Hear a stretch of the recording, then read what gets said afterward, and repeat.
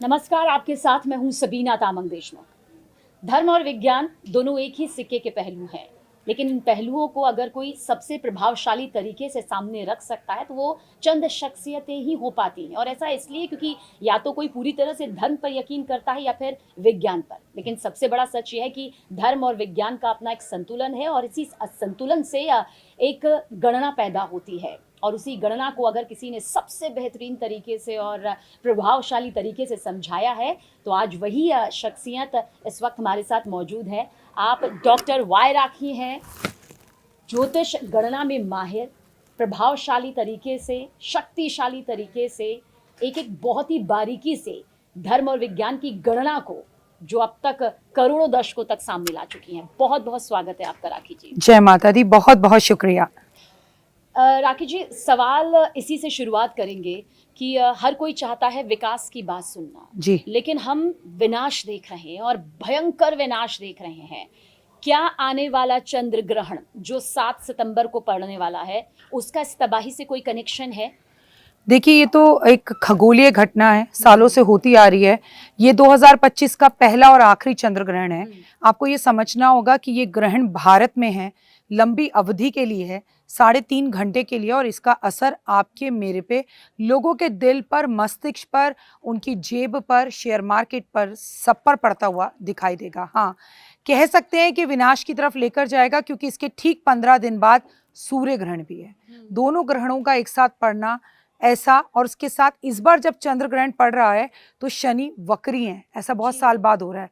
दूसरा, जिस दिन चंद्र ग्रहण पड़ रहा है उस दिन पितृपक्ष शुरू हो रहा है। ऐसा भी कभी नहीं हुआ कि पूर्णिमा पर ही चंद्र ग्रहण हमेशा होता है, लेकिन पितृपक्ष के आरंभ होने पर चंद्र ग्रहण पड़े और पितृपक्ष का हम श्राद्ध भी पूरी तरह नहीं कर पाएंगे, क्योंकि सूतक लग जाएगा सुबह 12:55 से। तो क्योंकि हमें 12:55 से पहले अपने घर में श्राद्ध को संपूर्ण करना होगा और मंदिर के पट जो है उन्हें बंद करना होगा। तो ये एक गणना यहाँ पर आपकी ज्योतिष कहती है, लेकिन इसके साथ ये भी समझना चाहेंगे, हम देख रहे हैं पिछले 1-1.5 महीने से जी, बादल फट रहे हैं, धार्मिक यात्राओं में लोगों की जान जा रही है, क्राइम का जो लेवल है वो अलग ही स्तर का दिखाई दे रहा है, जहाँ रिश्ते तार-तार हो रहे हैं। आपको लगता है कि इसका भी चंद्र ग्रहण के आने से पहले कोई संकेत होता है, या ये सिर्फ एक ऐसी स्थिति है जो हम विश्वास या अंधविश्वास के बीच तोलते हैं? विश्वास अंधविश्वास का मतलब ही नहीं है। आपके पास पॉडकास्ट है, आपने और मैंने सावन में पॉडकास्ट किया था। जब सावन शुरू भी नहीं हुआ था तब मैंने आपसे कहा था कि कावड़ियों को लेकर बहुत नुकसान होगा इस बार, बहुत से कावड़ियों की जान जाएगी, बादल फटेगा। मैंने आपको उस पॉडकास्ट में कहा था कि पहाड़ों पर, उत्तराखंड में फिर से कोई घटनाएं या धार्मिक मंदिरों में घटनाएं होंगी, अगर आपको याद हो। ये सब की सारी भविष्यवाणियां ऑलरेडी आपके चैनल पे, आपके पॉडकास्ट में हो चुकी हैं, और जो कि हुई भी। ये तब चंद्रग्रहण नहीं था, जब चंद्रग्रहण लोगों के जहन में भी नहीं था, कि हमें मालूम था एक तारीख आ रही है। लेकिन आप ये कैसे भूल सकती हैं सबीना मेरा बच्चा, सितंबर का महीना 9वां महीना है। हर 9 तारीख को हमने कुछ बवाल होते देखा है। हमने ये 9वां साल लगते जब से देखा है, 2025 को टोटल जोड़ा जाए तो 9 आता है, तो हमने मुसीबतें और परेशानियां आते देखा है। तो सोचिए, सितंबर तो 9 की एनर्जी डबल हो गई। एक तो 9वें महीने की एनर्जी हो गई, एक 2025 का 9 हो गया, 9 और 9 जोड़ो तो 18 हो गया, 18 को जोड़ो तो फिर से 9 हो गया। तो कहीं ना कहीं ये सब प्रॉब्लम्स तो अभी और बढ़ेंगी। और ऊपर से चंद्र ग्रहण चाहे 9वां महीना ना भी होता, चाहे 2025 9वां साल नहीं भी होता, आप इतिहास उठाकर देख लीजिए, जब भी चंद्र ग्रहण या सूर्य ग्रहण हुआ है दुनिया में उथल पुथल हुई है। मैं भारत की बात नहीं कर रही हूँ, क्योंकि चंद्रमा सिर्फ आपका मेरा नहीं है, पूरी दुनिया में इसका सुनामी की तरह से हाल दिखाई देगा। आपको मैं बता दूं कि पानी का कारक होता है चंद्रमा, और हमारे शरीर में भी 70% पानी होता है, तो लोगों का मन बड़ा उदास रहेगा। अगर आपकी मदर की तबीयत थोड़ी सी भी खराब है तो वो और खराब हो सकती है। मदर की तबीयत को लेकर इस समय खराब रहेगा। ठीक है। राखी जी, क्योंकि अब 9वां महीना, 9 का ये पूरा जी, कनेक्शन आपने यहाँ पर बताया है, क्या माना जाए अभी खतरा और ज्यादा बढ़ सकता है, या माना जाए कि बस ये 9वां महीना है, उसके बाद जो खतरा है वो कम हो जाएगा? क्या ये 9 का पूरा कनेक्शन? देखिए 9 का कनेक्शन तो सीधा मंगल से है, और 9 का कनेक्शन मंगल से तो 1 जनवरी तक ही है। मैं आपको कहूंगी कि अभी तो ये खतरा नहीं टलेगा, और आने वाले 4 महीने, इवन दिवाली भी, मैंने उस टाइम पर आपके साथ कावड़ियों की बात की थी, अब मैं दिवाली की बात करती हूँ। तो दिवाली भी थोड़ी सी भारी है, डराने की बात नहीं है, सतर्क और सावधान होने की बात है। मौसम को लेकर विवाद दिखाई देंगे, धार्मिक परेशानियां दिखाई देंगी, धार्मिक युद्ध होते हुए दिखाई देंगे, धार्मिक स्थानों पर, जैसे अभी आपने सबीना वैष्णो देवी में देखा, बड़ा दुख हुआ, लेकिन ऐसी ही घटनाएं फिर और भी घटती हुई दिखाई देंगी और उत्तराखंड फिर से खतरे में दिख रहा है। राखी जी, हमने हाल ही में जब सावन शुरू होने से पहले पॉडकास्ट किया था, जी। तब भी आपने कुछ भविष्यवाणियां की थी। तब बहुत सारे लोगों ने कहा था कि ऐसे कोई कैसे पहले बता सकता है कि कांवड़ियों के साथ किस तरह से दुर्घटना होगी, उनकी जान जाने की खबरें भी सामने आएंगी, लेकिन ऐसा हुआ, बादल फटने या तबाही की कई भविष्यवाणियां राखी जी ने हमारे साथ पॉडकास्ट के दौरान की थी, जो सही साबित हुई, सच साबित हुई। तो क्या कुछ आपको लगता है कि इसके रुकने का वक्त कब आएगा? देखिए, कर्म करते चले जाइए, फल की इच्छा मत करिए, डरिए मत। मंगल जो है और शनि का वक्री होना, नवंबर 28 को शनि मार्गी होगा, उसके बाद थोड़ा सुकून मिलेगा सबीना हमें। और चंद्र ग्रहण है तो है, खगोलीय घटनाएं सालों से हो रही है, ग्रहण में बहुत से उपाय और दान किए जाते हैं, वो करिए तो कष्टों से बच सकते हैं। मैंने सावन में भी आपसे कहा था, महादेव की पूजा कुछ अलग तरीके से करिए। अगर आप इस साल कावड़ लेने जा रहे हैं तो रूल्स को पूरी तरह से फॉलो कीजिए। और अभी भी आपसे कह रही हूँ, चंद्र ग्रहण में कुछ दान हम आपको इस एपिसोड में बताएंगे, अगर आप वो करते हैं तो कष्ट और तकलीफों से बच सकते हैं। बस एक बात आपसे कहूंगी, आपके दर्शकों को ये समझना चाहिए कि चंद्रमा मन का कारक, पानी का कारक, माँ का कारक, ठीक है। आंखों में जो आंसू निकलते हैं वो भी पानी ही होता है। किसी की भी आंख में आंसू आपकी वजह से ना हो। अगर आपका सब कुछ अच्छा है तो भी बिगड़ जाएगा, और सब कुछ बिगड़ा हुआ है तो भी अच्छा हो जाएगा अगर आप किसी रोते व्यक्ति को चुप कराते मतलब हैं। आप ये कह रही हैं कर्म। जी कि अगर तबाही की एक बड़ी वजह किसी के दिल को आहत करना, किसी के मन मस्तिष्क को चोट पहुंचाना, ये भी रह सकता है। तो ये सिर्फ घरेलू तौर पर या फिर बाहरी लोगों के लिए भी ध्यान रखना जरूरी है, क्योंकि यहाँ तो लोग कोई भी कुछ भी आकर किसी को कह जाता है और दिल का दुखना तो बहुत आम हो गया। क्या ये भी तबाही है? तबाही है। आपको क्या लगता है, सेवा करना, गुरुद्वारे में जाना, झाड़ू पोछा करना, मंदिर में जाना, महादेव पर जल चढ़ाना, इसे आप सेवा समझती हैं? आपको कॉम्प्लीमेंट देना, आपकी तारीफ करना, किसी की मदद कर देना, किसी को बोलना घबरा मत, ये वक्त है, गुजर जाएगा, किसी इंसान के घर में राशन नहीं है उसे राशन दे देना, किसी के बच्चे की फीस दे देना, किसी गरीब बच्चे की बेटी की शादी कर देना, किसी का रिश्ता पक्का करवा देना, किसी के घर में कोई नौकरी जाने वाली है, बॉस को अगर किसी ने किसी के प्रति कान भर दिए हैं उसको सही बात बताना, कोई किसी की समाज में अगर इमेज खराब कर रहा है उसको सही करना, गलत को गलत और सही को सही कहने की हिम्मत करें। आप लाइलग मत बने कि सामने वाले ने कह दिया, सामने वाला गलत कह रहा है तो उसे गलत ही समझ लिया। देखें, समझें, जानें, परखें और फिर आगे बढ़ें, किसी के कहने पे ना चले। हर 100% ये ज्यादा बदलता है, क्योंकि ये एक तरह की सेवा है। किसी की मदद कीजिए। आपके घर में मेड आ रही है, उसके पास उसके बच्चे की फीस देने के लिए पैसे नहीं है, आप अपने बच्चे के नए बुक्स किताबें ला रहे हैं, एक बैग और कुछ पैसे उसके उसको भी दे दीजिए, दिस इज सेवा। भगवान आपके पास चलकर खुद आएंगे, भगवान के पास जाने की जरूरत ही नहीं है। श्री कृष्ण भगवान कहते हैं कर्म कर। गीता तो हमें यही सिखाती है ना, अपने लिए तो सब जीते हैं, जीना वो जीना जो औरों के लिए जिए। राखी जी, ये भी जानना चाहेंगे, क्योंकि हमने देखा है पहाड़ों को तो देवभूमि कहा जाता है जी। फिर सब ये कह रहे हैं क्यों देवभूमि में जो रहने वाले लोग हैं, जो पहाड़ों की पूजा करते हैं, प्रकृति का सबसे ज्यादा सम्मान करते हैं, उन्हीं को ये दर्द झेलना पड़ रहा है। मतलब क्यों प्रकृति का, कुदरत का, परमात्मा का कहर उन पर क्यों? जितने भी एस्ट्रोलॉजर हैं, जितने भी साधु संत हैं, जितने भी लोग हैं, इस वक्त आप अपनी वीडियोस के माध्यम से देख लीजिए, रील्स के माध्यम से देख लीजिए, कहीं ना कहीं किसी साधु पे, किसी कथावाचक पे, किसी एस्ट्रोलॉजर पर उंगली उठी रही है। तो अगर हम लोगों को उपाय बताते हैं, हम क्यों नहीं बच पा रहे? तो जो भगवान के सबसे ज्यादा करीब होते हैं, उनकी गोद में बैठे होते हैं, सबसे ज्यादा परीक्षा उन्हें देनी होती है। फॉर एग्जाम्पल मैं आपको समझाऊंगी सबीना, एक माँ के 2 बच्चे होते हैं, एक बच्चा स्कूल से आता है, बैग पटकता है, चीखना चिल्लाना शुरू कर देता है, एक बच्चा संयम से अपना बैग रखता है, चुपचाप से आलती पालती मार के बैठ जाता है। तो माँ उसके गाल पर प्यार करके कहती है, बेटा तू 2 मिनट रुक, मैं इस बदमाश को पहले दे दूं। तो जो माँ के करीब है ना, माँ उसी को वेट करवाती है, और जो चीख चिल्ला रहा है उसको किनारे कर कर भले ही उसे गोद में बिठाकर बाद में प्यार करे। हाँ, भगवान के जो सबसे करीब होते हैं, भगवान के जो बारे में बात करते हैं या भगवान के साथ रहते हैं, उन पर ही कष्ट ज्यादा होते हैं, ये इतिहास गवाह है। फॉर एग्जाम्पल राम जी को देख लीजिए, मानव बनकर धरती पर आए तो दुख भोगे। कृष्ण को देख लो, जन्म लिया तो जंगल में जन्म, जेल में जन्म लिया। तो ये तो कष्ट तकलीफें सबको भोगनी ही पड़ती हैं और भोगनी ही पड़ेंगी। तो अगर आप भगवान के करीब हैं तो तकलीफ देखनी पड़ेगी। और देखिए 2025 शुरू हुआ तो महाकाल में एक बड़ी आग लगी, शिव ने, महाशंकर ने, जैसे नीलकंठ ने अपने समुद्र मंथन में विष को ग्रहण किया, 2025 में लगने वाली आग को महादेव ने सबसे पहले अपने ऊपर ही ले लिया कि आधा कष्ट तो मैं खत्म ही कर देता हूं, मैं ही अपने ऊपर ले रहा हूं। महाकाल में इतनी बड़ी आपदा हुई, इतनी बड़ी प्रॉब्लम हुई, इतनी बड़ी अग्निकांड हुआ, उसके बाद देखिए भगवान ने शुरुआत ही 2025 की खुद को तकलीफ देकर करी, और ऐसा महादेव ही कर सकते हैं। हम पर जब भी कष्ट आता है या अमृत निकलता है उसे देवता ले जाते हैं, विष निकलता है उसे महादेव ले जाते हैं। आप भगवान विष्णु को सोना चांदी चढ़ाते हैं और कांटे भरा धतूरा आप महादेव को चढ़ाते हैं। तो जिसको सारी दुनिया छोड़ती है उसे महादेव ले लेते हैं। हाँ सबीना, जो भगवान के ज्यादा करीब होता है वो कष्ट में ज्यादा होता है। तो जो भगवान के ज्यादा करीब है उसे कष्ट भी होता है, और मेरे ख्याल से बाद में सबसे बड़ी शांति उसे ही नसीब क्योंकि वो होती लाडला है भगवान का, हाँ जी, हाँ प्रिय जी। है भगवान का। वरना आप और मैंने उत्तराखंड में जन्म क्यों नहीं लिया, इस वक्त आप और मैं उत्तराखंड में क्यों नहीं है? वो अलग ही आत्माएं, अलग ही लोग हैं जो उत्तराखंड में हैं। भगवान उनकी रक्षा करें। देखिए आपदा तो इस वक्त पूरी दुनिया में आई हुई है, केवल उत्तराखंड में नहीं आई हुई, और आने वाले समय में भी आपको वहाँ ज्यादा दिखेंगी। वहाँ की भूमि धल, वहाँ के पहाड़, वहाँ की चीजें ऐसी हैं कि बादल फटे तो वहाँ नुकसान ज्यादा हो जाता है।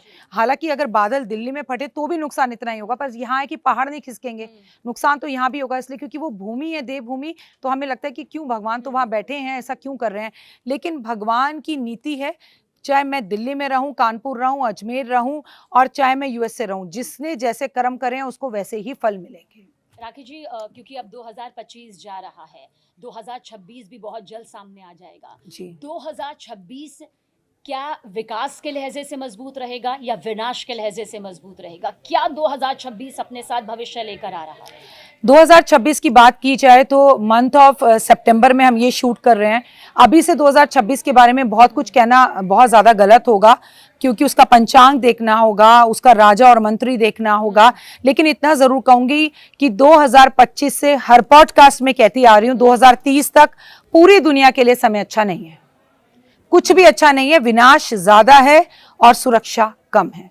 लोगों को तकलीफें ज़्यादा भोगनी पड़ेंगी, और सबसे ज़्यादा मानसिक तकलीफें, शारीरिक कष्ट, रिलेशंस में प्रॉब्लम्स, रिश्तों का टूटना, इंसान का इंसान पे से विश्वास का खत्म होना, ये परेशानियां हमें ज़्यादा होंगी। सबसे ज्यादा 25 से 30 तक ये झेलनी ही पड़ेंगी। मतलब सभी को कर्म करिए, दूसरे के कष्ट मत दीजिए। कलयुग कहता है तू कल कर, मैं आ जाऊंगा। सबीना, आपको जो चाहिए वो देना शुरू कर दीजिए। आपको मुस्कान चाहिए, लोगों को मुस्कान दीजिए। कॉम्प्लीमेंट चाहिए, कॉम्प्लीमेंट दीजिए। पैसे चाहिए, चाहे मंदिर में जाके 10 रुपए चढ़ाओ, चाहे रेड लाइट में मांगने वाले व्यक्ति को बिस्किट दो। आप जो दोगे वो भर भर के रिटर्न होकर आपके पास आएगा, क्योंकि ये कलयुग है। किसी को नौकरी दिलाओ, किसी का भला करो, किसी को कॉम्प्लीमेंट दो, अच्छा बोलो, नाम जाप करो, जय माता दी करो, और भगवान पर विश्वास रखो। और कोई बुरा कर रहा है ना, उसे पलट कर जवाब मत दो। आप जवाब दोगे तो आप उसके पाप के भागीदार बन जाओगे। लेकिन जब वो जवाब देगा ना, नीली छतरी वाला, वो जवाब अलग ही होगा। वो जवाब अलग होगा। राखी जी, क्योंकि सबके मन में ये सवाल है, और अभी हम ये पॉडकास्ट कर रहे हैं तो कुछ मैसेजेस भी यहाँ पर सामने आया। सब कह रहे हैं कि हमें तबाही के बारे में तो मालूम चल गया है कि अभी आने वाला वक्त जो है वो मुश्किलों भरा है, लेकिन कब से माना जाए कि हमारी धरती के लिए, अगर हम भारत का ही जिक्र करें, तो कब से एक अच्छा ग्रह नक्षत्र ऐसा आएगा कि तबाही की ये खबरें और तस्वीरें जो हैं एटलीस्ट थोड़ी तो कम होंगी? शनि जब 28 नवंबर को मार्गी होंगे तब हमें सुकून मिल सकता है। अच्छा, हम ये नहीं कह सकते कि चीजें सही होंगी, सही तो नहीं, बताया बिल्कुल सही तो नहीं हो सकती, लेकिन शनि के मार्गी होने पर बहुत अच्छा कुछ होगा। क्योंकि चंद्र ग्रहण के बाद ही सूर्य ग्रहण है। चंद्र ग्रहण, सूर्य ग्रहण 15-15 के दिन के अंतराल में, और उस पर शनि का जो है वक्री होना, उसके बाद नवरात्रों का आना, पितृपक्ष का आना, दीपावली का आना। मैं आपको बता दूं, मंगल भी 13 तारीख को अपना राशि परिवर्तन करने जा रहा है। वो कन्या राशि में से तुला राशि में जा रहा है। वहां पर वो और भी ज्यादा नुकसान देगा। अब की बार रिश्तों में नुकसान देगा। अच्छा, मतलब ये, क्योंकि रिश्तों का नुकसान तो मेरे ख्याल से तबाही की भरपाई हो जाती है, लेकिन रिश्तों के नुकसान की भरपाई यकीनन बेहद मुश्किल होती है। राखी जी, क्या इनका बड़ी शख्सियतों पर भी असर पड़ता है चंद्र ग्रहण का? आप देख लीजिएगा, आपको मालूम है कि देश में बड़े बड़े राज्यों में इलेक्शन होने वाले हैं। क्योंकि वो विज्ञान के लहजे से देखते हैं, मतलब बाहर की अगर दुनिया देखी जाए तो हमारे यहाँ तो फिर भी धर्म को उतनी मान्यता और वो बैलेंस दिया जाता है, लेकिन बाहर तो कहते हैं कि धर्म का इससे कोई ताल्लुक ही नहीं। अगर आप कहें कि ज्योतिष विज्ञान की आंखें हैं तो गलत नहीं होगा, विज्ञान ज्योतिष की आंखें हैं तो भी गलत नहीं होगा। विज्ञान और ज्योतिष एक ही सिक्के के दो पूरक हैं, एक ही सिक्के के दो पहलू हैं, एक एक साथ चलते हैं, जैसे पति पत्नी का संबंध। यानी बड़े बड़े शख्सियतों पर चंद्र ग्रहण का असर होगा, आपको लगता है? और चंद्र ग्रहण का असर ज्यादा माओं पर होगा, महिलाओं पर होगा, रिश्तों पर होगा, मन पर होगा, यूथ पर होगा, लवर्स पर होगा, ब्रेकअप होंगे और मौसम आपदाएं आएंगी और बड़े बड़े नेता, अभिनेता, सेलिब्रिटीज, चाहे वो महिलाएं हों चाहे मेल हो, उनसे जुड़ी बैड गुड न्यूज़ेस आएंगी। हॉस्पिटल जाते हुए सेलिब्रिटीज आपको दिखाई देंगे। ठीक, बस 30 सेकंड में मैं आपसे चंद्र ग्रहण को लेकर भारत और बाकी देशों के साथ रिश्तों को लेकर पूछना चाहूंगी कि क्या असर इसका पड़ेगा चंद्र ग्रहण से पहले, अभी और फिर चंद्र ग्रहण के बाद। भारत और अमेरिका के रिश्ते बड़ा लग रहा था कि बड़े अच्छे हो रहे हैं, मुलाकात चल रही है, लेकिन हमने टैरिफ यहाँ पर देखा, लोग इसे कूटनीतिक आर्थिक तौर पर देख रहे हैं, लेकिन धर्म के लहजे से कैसे देखे इसे ग्रहण के तौर पर? देखिए, भारत का तो अच्छा है, लेकिन अमेरिका के साथ भारत के रिश्तों को अभी सही होने में टाइम लगेगा। बीच में आपको रिश्ते सही होते दिख सकते हैं, बट वो चंद कुछ दिनों के लिए, क्योंकि ट्रंप अपनी आदतों से नहीं बदलेंगे, लेकिन ट्रंप पलटी बड़ी जल्दी खाते हैं, तो कब वो पलटी खा जाए, कब रिश्ते सही कर लें, ये ज्योतिष गणना कहती है कि अभी अमेरिका के साथ भारत के रिश्ते सही नहीं होंगे और भारत अप रहेगा, ट्रंप को अपनी बिगड़ेंगे, मतलब बिगड़ेंगे। अच्छा, सही नहीं रहेंगे, बिगड़ेंगे। और अगर सही होंगे तो वो कुछ चंद दिनों के लिए होंगे, फिर बिगड़ते हुए दिखेंगे। अच्छा, चीन और भारत के रिश्तों को हमने देखा पिछले कुछ सालों में किस हद तक बिगड़े, लेकिन अब एक नया पड़ाव देखने को मिल रहा है। अब लग रहा है जैसे बाजार खुल रहे हैं, रिश्ते अच्छे हो रहे हैं। सबीना, दिल्ली अभी दूर है, चाइना से हमारे रिश्ते कभी सही नहीं हो सकते, क्योंकि चाइना जितना कद में छोटा उतना बड़ा खोटा। तो चाइना के साथ भारत के रिश्ते फिर खराब होंगे। चाइना की ये कूटनीति है, चाइना दिखाता कुछ है, करता कुछ है। चाइना का झुकाव वापस अमेरिका की तरफ ही और पाकिस्तान की तरफ होगा। ये भी हमारी ज्योतिष गणना कहती है, सिर्फ एक दिखावा है। अच्छा, ये खूबसूरत है, आपको दिख रहा है, पर ये रिश्ते ज्यादा दिन अच्छे चलेंगे नहीं। भारत और पाकिस्तान अभी भी गीदड़ भपकियां यहाँ पर देता है। लड़ाई होगी, युद्ध होगा, 2025 से 26 के बीच में ही होगा और 25 में होता हुआ ही दिख रहा है और रिश्ते फिर से खराब होंगे। और पहले भी मैंने कहा, जब भी चंद्र ग्रहण होता है तो पानी से जुड़ी समस्या होती है, तो हो सकता है सिंधु नदी को लेकर फिर से नरेंद्र मोदी जी कुछ बड़ा फैसला ले, भारत कुछ बड़ा फैसला ले, जिससे पाकिस्तानियों को प्रॉब्लम हो। और हाँ, पानी एक मुख्य कारक रहेगा पाकिस्तान और हिंदुस्तान के रिश्तों को खराब होने में, और दोबारा होंगे और युद्ध की स्थितियां भी बनेंगी। साल के एक चंद्र ग्रहण और एक सूर्य ग्रहण, अगर दोनों ग्रहणों को मिलाकर यहाँ पर देखा जाए तो अब ये जाता हुआ साल है, ये भारतीय राजनीति पर क्या असर डालेगा? एक सकारात्मक असर जो लोगों के सामने एक बड़ी छवि, मजबूत छवि लाएगा, या फिर कुछ नकारात्मक चीजें भारतीय पॉलिटिक्स से निकल कर आएंगी? सिर्फ नकारात्मक चीजें। खुद जो पार्टी इस वक्त अभी बनी हुई है सत्ता में, उनके लिए भी समय अच्छा नहीं है। हमें पड़ोसियों से भी जो है झेलना पड़ेगा, आंतरिक झगड़े भी होंगे, हमें धार्मिक युद्ध होते हुए भी अपने घरों में दिखाई देंगे, आपदाएं आती हुई दिखाई देंगी, मौसम से हम लड़ते हुए दिखाई देंगे, बादल फटते हुए दिखाई देंगे, पुल गिरते हुए, बिल्डिंगें गिरती हुई दिखाई देंगी। तो राजनेताओं के लिए भी ये समय अच्छा नहीं है, और बिहार और बंगाल के लिए तो बिल्कुल भी अच्छा नहीं है। बिल्कुल सही नहीं, बिल्कुल अच्छा नहीं है। ग्रहण कई बार आपके विरोधियों की ताकत को क्या कमजोर कर सकता है या मजबूत कर सकता है? अगर सत्ता पक्ष और विपक्ष दोनों का जिक्र करें तो क्या गणना कहती है सत्ता मजबूती के साथ आगे बढ़ेगा? विपक्ष मुझे मजबूत होता हुआ दिखाई देता है, सत्ता पक्ष जो है वो हिलता डुलता जरूर दिखाई देता है, लेकिन फिर भी बहुत प्रॉब्लम्स का सामना करने के बाद चीजें बेहतर होंगी, क्योंकि सत्ता की खासियत यह है कि वो धर्म से जुड़ी है, और मैं हमेशा कहती हूँ जो धर्म से जुड़ा है वो टिका रहेगा।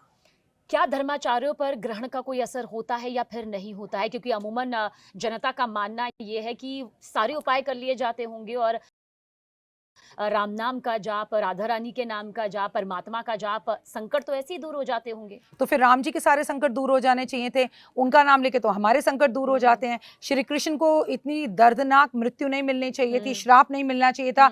उन्होंने ये दिखाया कि धरती पर जब हम मानव बनकर आए तो हमें भी कष्ट भोगने पड़े। तो धर्माचार्य, एस्ट्रोलॉजर या कथावाचक, उनकी तो कोई बिसात ही नहीं है, हम सबको भी उतने कष्ट लेने पड़ेंगे। और ये बेचारे तो जब आपको धर्म के बारे में बताते हैं, उपाय रेमेडी बताते हैं, कोई पैसा लेता है कोई नहीं लेता है।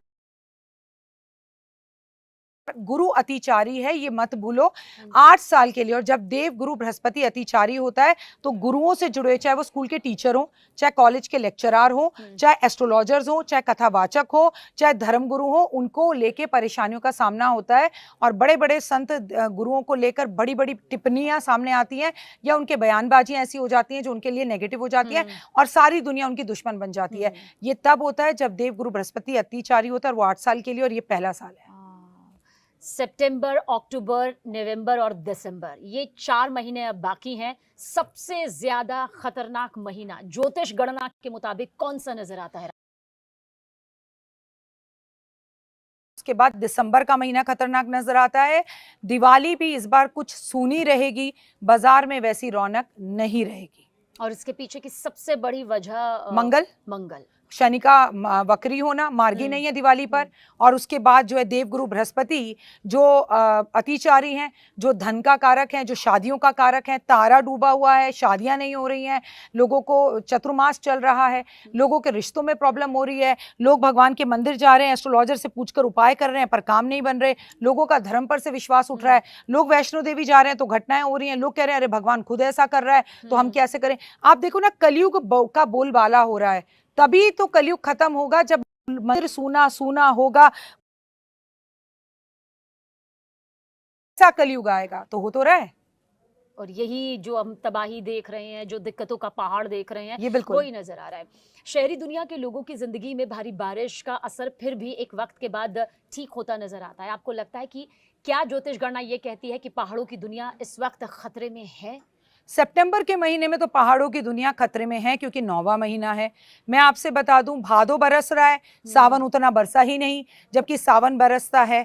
लेकिन फिर भी धर्म बड़ी चीज है, कर्म बड़ी चीज है, हिम्मत मत हारिए और नेगेटिव बिल्कुल भी मत सोचिए। नदियों का सारा पानी समुद्र में जाकर मिलता है, रेगिस्तान में नहीं मिलता है। आप भरे हुए हैं तो आपको और आएगा। अगर आप हर वक्त रोते ही रहते हैं, हाय ये नहीं है, हाय वो नहीं है, ऐसा नहीं होगा, वैसा नहीं होगा, इंटरव्यू देने जा रहा हूं पर नौकरी नहीं मिलेगी, तो भगवान को सिर्फ एक शब्द आता है, तदास्तु। आप बोलो मैम मैं बहुत खुश हूं, भगवान कहेगा तदास्तु, तो आप खुशी रहेंगी। मैं बड़ी दुखी हूं, तो भगवान कहेगा तदास्तु, तो आप दुखी रहेंगी। जब भगवान एक ही शब्द लगातार बोल रहे हैं, तदास्तु तदास्तु, तो ऑलवेज अच्छा नहीं भी हो रहा तो अच्छा बोलो, अच्छा होने लगेगा, अच्छा सोचो। उसमें पैसे नहीं लगते, उसमें किसी एस्ट्रोलॉजर की जरूरत नहीं है। माता पिता की सेवा करो, देश से प्यार करो, दुनिया से प्यार करो, अच्छा बोलो, अच्छा करो, सुबह जल्दी उठो, काले नीले कपड़े मत पहनो, बेजुबान जानवरों के लिए हेल्प करो, खाने से पहले किसी को खिलाओ और पॉजिटिव सोच रखो। राकेश जी, चंद्र ग्रहण के बाद सूर्य ग्रहण, ये जो बीच का वक्त रहेगा, क्या ये बहुत ज्यादा खतरे से भरा रहेगा या फिर सब पर इसका असर हम माने अलग अलग पड़ेगा? सब पर इसका असर अलग अलग पड़ेगा। सबसे पहला पड़ेगा प्राकृतिक आपदाएं, चाहे ओवर बारिश का होना, चाहे पहाड़ों का खिसकना, चाहे प्लेन दुर्घटना, ट्रेन दुर्घटना, रेल दुर्घटना, अग्नि दुर्घटनाएं, बिल्डिंगों का गिरना, भूकंप का आना, आंदोलनों का होना, स्टूडेंट्स का सड़क पर आना, या किसी भी विश्व के अंदर जो है राजनेता अभिनेता की मृत्यु हो जाना, या बड़े बड़े राजनेताओं को पद हट जाना, सरकारों का गिर जाना। अच्छा, मैं ये भी बता दूं अपने दर्शकों को कि राकेश जी ने पॉलिटिक्स को लेकर, पॉलिटिक्स में आने वाले नतीजों को लेकर, चुनाव परिणामों को लेकर कई भविष्यवाणियां की हैं। मतलब जब राजनीतिक विश्लेषक भी नहीं कर रहे थे तब राखी जी कर रही थी, और उनमें से बहुत ज़्यादातर भविष्यवाणियां बिल्कुल सही साबित हुई। कई लोगों ने उस वक्त ये कहा ये हवा हवाई बातें हैं, मगर आपने कुछ नतीजे ऐसे भी बता दिए जिनको राजनीतिक विश्लेषकों ने सीधे तौर पर नकार दिया था, लेकिन राखी जी की वो भविष्यवाणियां सही साबित हुई। और ये आपको तय करना है। और बॉलीवुड को लेकर, कई मशहूर हस्तियों को लेकर भी आपने जो भविष्यवाणियां वक्त वक्त पर की है, लोगों का विश्वास भी इससे बड़ा है। लेकिन आपको लगता है राखी जी कि जब हम तबाही का जिक्र करते हैं तो लोगों के जहन में आता है यार फिर कौन सा वो वक्त सबसे अच्छा होगा? तो अभी फिलहाल, क्योंकि ये 4 महीने बहुत ज्यादा खास हैं, सितंबर, अक्टूबर, नवंबर, दिसंबर, कौन सा वक्त सबसे ज्यादा आपको शुभ नजर आ रहा है? 28 नवंबर को जब शनि मार्गी होगा तभी सब कुछ थोड़ा सा हमारे फेवर में होगा, लेकिन ये भी हर किसी के लिए अलग अलग होगा। आप देखिए ना, मेष राशि, कुंभ राशि, मीन राशि, धनु राशि, सिंह राशि, आपके ऊपर तो शनि की सारसती चल रही है। तो शनि अगर मार्गी हो भी गया तो आपको बहुत फायदा नहीं देगा, क्योंकि आप शनि की सारसती में या ठैया में हैं। अब ये जो ग्रहण लगने जा रहा है, चंद्र ग्रहण, ये भी कुंभ राशि में लगने जा रहा है। तो जब वो अगले 6 महीने तक आम लोगों को असर कर रहा है तो कुंभ राशि के लोगों को तो और भी ज्यादा असर करेगा। तो कुंभ राशि वालों को पूजा पाठ, आराधना, अर्चना, दान पुण्य ज्यादा करना है। कर्म करिए। महाभारत का युद्ध कौरवों में भी हुआ था और पांडवों में हुआ था, लेकिन 100 कौरव 5 पांडवों से कैसे हार गए? क्योंकि भगवान उनके साथ थे। तो इस वक्त भी ये महीना, वो महीना, 2030 तक कोई फर्क नहीं पड़ता। भगवान की बाजू पकड़ लीजिए, श्री कृष्ण माता रानी आपको पार लगाएंगी। आपका बाल भी बाका नहीं होगा अगर आप धर्म से जुड़े हैं। पर मन से टेस्ट करने के लिए नहीं, ओ मैंने ना 3 दिन पीपल के पेड़ पर दिया जलाया, मैंने अपने हस्बैंड की और अपनी फोटो जो है एक शहद में डाले, 2 पूर्णिमा बीत गई। अब कुछ होगा, आप तो गिनती गिन रहे हैं, आपने ट्रस्ट से नहीं किया, आप समर्पण की भावना से नहीं कर रहे। अर्जुन ने श्री कृष्ण भगवान की बाजू जब पकड़ी थी तो समर्पण से पकड़ी थी। वो ये नहीं कह रहा था हो ये मेरा तो खुद का पुत्र ही मर गया, अभिमन्यु मर गया, फिर तुम काहे के भगवान हो, मैं छोड़ रहा हूं हथियार। अभिमन्यु की मृत्यु के बाद भी उन्होंने कृष्ण जी की बाजू नहीं छोड़ी। ऐसा भाव हमारा होना चाहिए, वो विश्वास परमात्मा के लिए कि अब चाहे ये- कुछ भी हो जाए, बिल्कुल। कैसी भी परिस्थितियां हो, हमारा विश्वास नहीं डगमगाएगा, और डगमगाएगा तो सीधा परमात्मा ही आएंगे हमें बिल्कुल। उपदेश देने के लिए। राखी जी, बहुत सारे लोग ऐसे हैं जो कहते हैं कि हमारे ऊपर शनि की ढैया चल रही जी। है, हमारे ऊपर शनि की 7.5 चल रही है, जी। और अब चंद्र ग्रहण भी आ रहा है, लेकिन हम तो सारे विधि विधान को अच्छे से उसका पालन करते हैं। तो जी। क्या वो तबाही से या तबाही के उस संकेत को समझ सकते हैं उस ईश्वर की कृपा से? समझ सकते हैं। कुंभ राशि वालों को सबसे पहले कहूंगी कि कुंभ राशि वालों, आप ही की राशि में 3.5 घंटे का ग्रहण लगने जा रहा है। आपको अगर भगवान के सानिध्य में रहना है तो चाहे वो राम जी हों, उनको भी कुर्बानी देनी पड़ी, उनको भी तकलीफें, उनको भी कहीं ना कहीं कुछ चीज़ें बर्दाश्त करनी पड़ी, तो आपको और हमको भी कहीं ना कहीं कुछ चीज़ों को छोड़ना होगा, त्यागना होगा। राम जी ने अपना पूरा अयोध्या त्यागा, भाइयों को त्यागा, माँओं को त्यागा, अपने पिता के कहने पर ही त्यागा, पर त्याग तो किया ना। आपने क्या त्याग किया? मैं आपसे बार बार कहती हूँ कि जैन धर्म से हमें ये सीखना चाहिए कि त्याग की भावना लाएं। आप कुंभ राशि वाले अगले 4 महीने के लिए अपनी मनपसंद खाने की कोई चीज़ छोड़ दीजिए, कोई अपनी हैबिट छोड़ दीजिए, कोई गंदी आदत छोड़ दीजिए, कोई चीज़ त्यागिए। त्यागेंगे तो सब कुछ पाएंगे जीवन में। और कुंभ राशि वाले ग्रहण के टाइम पर पूरी रात जागें, जागकर पूजा पाठ आराधना अर्चना करें। मंदिर के पट बंद होंगे, मंदिर नहीं खुलेगा, केवल और केवल आपको जाप करना है माला हाथ में लेके। तबाही का असर किस पर नहीं हो सकता? मतलब क्या कोई ऐसी शख्सियत हो सकती है कि सब कुछ तबाह हो जाए, सब कुछ बर्बाद हो जाए, लेकिन उस पर असर ना हो, जैसा हमने वो अहमदाबाद विमान हादसा देखा, जिनकी जान बच गई? कैसे हुआ? मतलब ये कैसे हो जाता है? देखिए, कहते हैं ना, मारने वाले से बचाने वाला हमेशा बड़ा होता है। और मैं आपको यही कहूंगी, जाको राखे साइयां, जाको राखे मेरा राम, मार सके ना कोई। तो आपको अगर बचाने वाला ईश्वर है, सांसें गिनकर मिलती हैं हमें। कर्म अच्छे करेंगे तो ऐसे भी मृत्यु टल सकती है आपकी। पहले तो डरिए मत, नेगेटिव एनर्जीज को पास मत लाइए, और तबाही से कोई भी बच नहीं सकता। बची तो वो लड़की भी है जो उस प्लेन में बैठी ही नहीं, और बैठने के लिए कितना लड़ती रही कि मुझे बिठाओ, मैं आधा घंटा लेट हूँ ट्रैफिक में। वो अपनी मौत को खुद बुला रही थी और पूरे के पूरे एयरपोर्ट से लड़ रही थी। लेकिन जब भगवान बचाने में आते हैं ना, तो आपको ऐसे उठाकर ले जाते हैं और इस जगह से दूसरी जगह पे रख देते हैं। पर ये उन्हीं के साथ होता है जिन्हें अटूट विश्वास होता है, जो धर्म गुरुओं पर उंगली उठाते हैं, जो एस्ट्रोलॉजर्स पर उंगली उठाते हैं, जो कथावाचकों पर उंगली उठाते हैं, जो कहते हैं भगवान ही नहीं है, उनके ऊपर भगवान उनका साथ देने कैसे आएगा? आपको मिले या ना मिले, अर्जुन ने भी और पांडवों ने भी अपने 5 पुत्रों को खोया था, याद रखिएगा, तब उन्होंने महाभारत जीती थी। बिना आपके स्ट्रगल के आपको कुछ नहीं मिल सकता। No gain no pain, no pain no gain. ये सच, और इस गणना को समझना मेरे ख्याल से हर किसी के लिए ज़रूरी है। और आप बहुत लंबे वक्त से आपने पूरे ज्योतिष शास्त्र को, ज्योतिष विद्या को देखा है, बहुत करीब से महसूस किया है। क्या कभी ऐसा होता है कि इसका भाव पहले ही पता चल जाता है कि हाँ ऐसा होने वाला है? मतलब आपने वो गणना पहले ना देखी हो, लेकिन ये आभास की ऐसी तबाही आ सकती है, कहीं ऐसी कुछ अंदर से एनर्जी महसूस होती है? राखी जी, देखिए, विक्रम संवत 2082 में एनर्जीज तो जो समझते हैं, जो एस्ट्रोलॉजर हैं, जो मुझे देख रहे हैं, वो समझेंगे हर चीज़ पहले से ही पता लगनी शुरू हो जाती है। लेकिन कुछ बातें बता पाते हैं, कुछ नहीं बताते पाते। कई बार घर वाले मजाक उड़ाते हैं, कई बार नहीं उड़ाते। और मैं आपको एक साथ और एक बात बताऊंगी, ज्योतिष गणनाओं का, मैथ्स का एक कारण तो है, आता है, लेकिन सिर्फ ज्योतिष गणनाओं से सीखने से सबीना मेरा बच्चा नहीं आता। आपको तपस्या करनी होती है, आपको भगवान के साथ नाता जोड़ना होता है, उसका नाम लेना होता है, 3:30 बजे बिस्तर छोड़ना होता है, बहुत त्याग करना होता है, कभी चप्पल का, कभी खाने का, 1-1 महीने के व्रत रखने होते हैं। कोई कहे जी मैं एस्ट्रोलॉजी सीख कर आया और मैंने एस्ट्रोलॉजी सीख ली, दुनिया सीख रही है, फिर गणनाएं सही क्यों नहीं हो रही हैं? तो जिसके अंदर भगवान की आस्था है और जो भगवान से बात करता है, भगवान में अटूट विश्वास करता है, भगवान ऐसी बुद्धि खुद ही दे देता है। कि वो अब इस एनर्जी महसूस हो एनर्जी जाए। आप भी तो देखिए, आपका अगर कभी आप किसी विषय पर बोलना शुरू करें, आपके पास कुछ ना हो, आपके पास अपना एक्सपीरियंस इतना हो चुका है जी। कि आप इतनी सीनियर एंकर हैं कि आप लगातार बोल सकते हैं किसी भी विषय पर लगातार। मैंने आपको कुंभ में एंकरिंग करते हुए देखा है, जहाँ पे एक कैमरामैन के साथ, जहाँ कुंभ में इतने बड़े बड़े हादसे हो रहे थे, आप अपने परिवार से इतनी दूर थी, जहाँ डर था, लेकिन आप कंटिन्यू काम कर रही थी। जी। आपकी कौन सी गणना थी सबीना?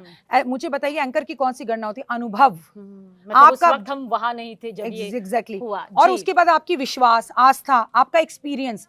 तो मैं आपको इसलिए समझा रही हूँ कि जी। गणनाओं के साथ साथ एक्सपीरियंस भी मैटर करता है कि कितने जन्म से, कितने जी, सालों जी। से आप ये कर रहे हैं। बहुत बहुत शुक्रिया राखी जी, हर बार की तरह इस बार भी ज्योतिष की उस गणना को बताने के लिए जिसका मेरे ख्याल से सब तक, हर किसी तक पहुंचना बेहद जरूरी था। जी। बहुत बहुत शुक्रिया। जय माता दी। जय माता दी।